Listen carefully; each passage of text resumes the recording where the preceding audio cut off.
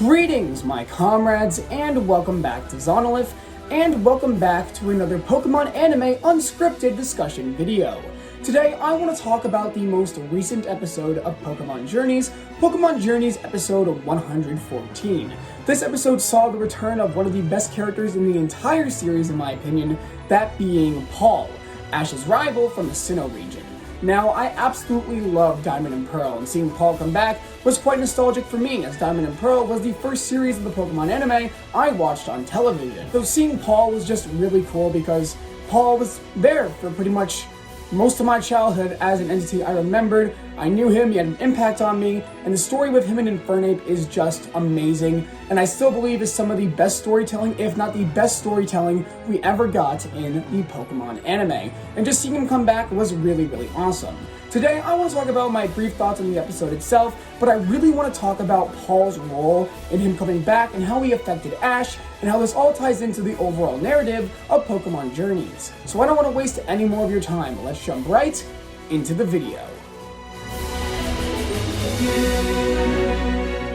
Now, as for the episode itself, I'd say it was a pretty good episode. Now, the two biggest things about this episode was obviously Paul and seeing all of Ash's old Pokemon interact and train Ash's new team. This was really cool. I liked seeing all of Ash's old Pokemon teaming up to help Ash's new team train for the biggest tournament Ash has ever been in before. Now, I am a little disappointed he's actually not going to be using some of these older Pokemon, but it doesn't really matter in the overall scheme of things. The Masters 8 is still going to be really hype, really awesome, so this was a really cool way to bring them all back, and I really did appreciate how some certain groups of Pokemon helped certain Pokemon of Ash's team. It seemed like Dracovish really didn't do much, but Surfetch got trained by, I believe, Oshawott and Sceptile, and that's right, my boy was in this episode, and everything is amazing and perfect. Oshawott was in the episode, 11 out of 10 episode, no, but yeah, Surfetch was trained, I believe, by Oshawott and Sceptile. Gengar was trained by the Fire-type Pokemon because he learned a Fire-type Pokemon move in this episode, and that was really cool seeing Gengar train with the likes of Talonflame, Torkoal, Charizard, Pokemon like that. And I also really liked Dragonite training with the Flying-type Pokemon, and Pheasant, Staraptor, Noivern, those type of people. And obviously, Lucario's taking on people like Hawlucha, and that was really cool. So we had all these different groups of Ash's Pokemon training specific Pokemon for the Masters 8, and I felt like all these interactions were really cool and something we've been wanting to see for a while from Pokemon Journeys, is this interaction between Ash's old Pokemon and his new Pokemon, and seeing all the Pokemon come back was also just really cool and a really nice nostalgia trip.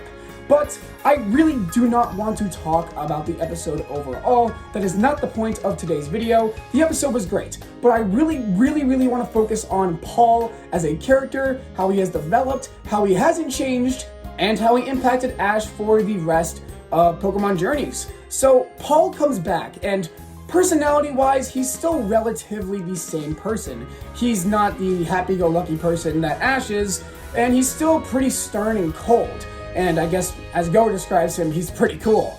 But you can definitely see he has developed. He definitely treasures his Pokemon more. He doesn't just see them as something to gain strength. He definitely cares for his Pokemon. And you can definitely see that through how he battles with his new Pokemon, and how you can see and you can just see it with his bond with Electivire. I also really like the respect that Paul gives Infernape. I thought that was a really cool callback to Diamond and Pearl, and we did get to see some flashbacks, but that's not the point. The point is, Paul definitely has grown as a character. He has gotten more friendly with Pokemon. He doesn't just view them as a tool for strength. He has definitely grown as a Pokemon trainer, as an individual, and that is amazing, and that's exactly what I wanted from this episode. I just wanted to see some sort of progression for Paul, and that's what we got in this episode, and I'm so happy about that. And we also learned that Paul has been asked to become a gym leader, which is something I never expected. I honestly expected Paul to be in the Pokemon World Championships, but he says he isn't really a big fan of festivals, or in this case, the championships. So Paul isn't in it, but seeing him become a gym leader is honestly a really cool thing, because Paul was this person who was obsessed with strength, and he thought strength was everything, and now he is a more modest person, and he's gonna take the knowledge he has about Pokemon and all the knowledge he has from his experiences as a trainer and apply that to a gym where he can teach trainers how to become great Pokemon trainers themselves. And I feel like that is an overall really cool finale for Paul as a character. Now, I want to talk about him and Ash. Now, him and Ash have a pretty good bond in this episode. You can definitely see that Paul still has a lot of respect for Ash, and Ash has a lot of respect for Paul. There definitely is a large level of respect between the two of them, and I also want to talk about the battle they have. Paul makes it very clear that the only Pokemon he can use are the Pokemon he's going to be using in the Masters 8, and so he decides to use Lucario, Gengar, and Dragonite. So this battle was really awesome. We got to see Paul's new Pokemon, that being Gyarados, Metagross, and Garchomp.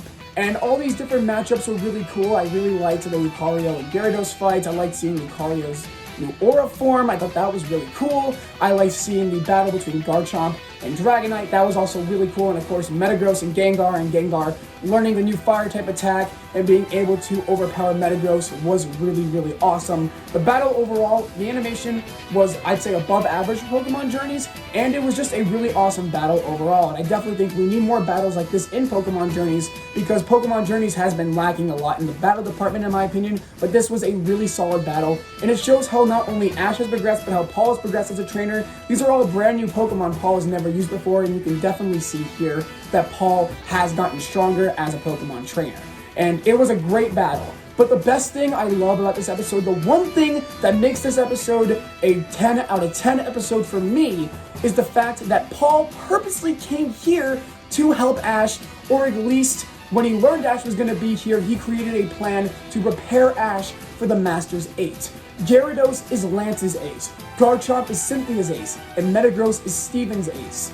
And that's just genius, having Ash take the Pokemon he's going to be using in the Masters 8 and making them go up against the aces of the other champions in the tournament. Now, again, it's not the actual aces, but it's the same species of Pokemon to prepare these people for the overall fight. And I think that is really, really good development for Paul. He would never have wanted to help Ash in that way, ever, if he was still the same person he was in Diamond and Pearl. And just seeing him progress like that and helping Ash here was really awesome, and you can definitely see that it's made an impact on Ash. Ash is very hyped up for the Masters 8 now, and I think that Paul really reignited, or not really reignited because he was already hyped, but it really brought Ash to a whole other level of excitement, and I think Ash is just now more motivated than ever, and I think we can give Paul the props for that. Paul has really pushed Ash forward, and it's really cool to see one of Ash's strongest adversaries come back and help him push him forward to fight the strongest trainers in the Pokemon world. So Paul's return in Pokemon Journeys was honestly perfect in a sense. Now, they really could have done more with the character, but honestly, they really didn't have to. Paul's return, I couldn't ask for anything more. Maybe just more Paul, because I love Paul, but that's just a nitpick. Everything in this episode was absolutely perfect, from Paul's regression as a person, as a trainer, and how he impacts Ash, and that's all I wanted to see.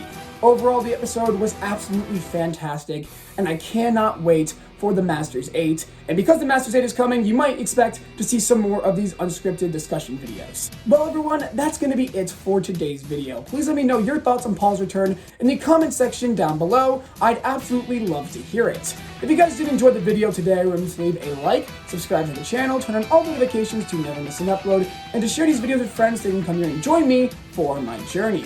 With that being said, my name is Zanolith, and I'll catch you guys next time.